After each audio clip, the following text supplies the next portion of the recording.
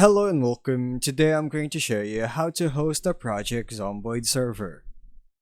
First, launch Project Zomboid and select Host from the main menu. This option lets you run a multiplayer server directly from your game client. If this is your first time hosting, the game will ask you to create server settings like the server name, password, and world configuration.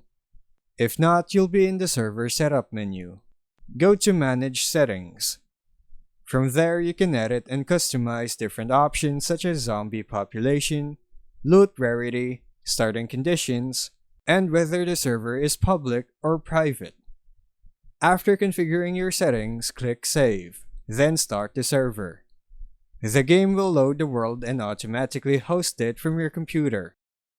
When the server finishes loading, you'll spawn into the world and other players can join through the Join menu using your server name or IP address.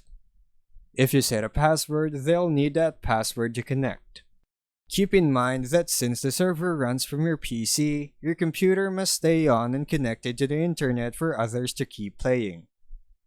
Performance will also depend on your system and internet connection, especially if multiple players join at the same time. And that's how you host a Project Zomboid server. Thanks for watching.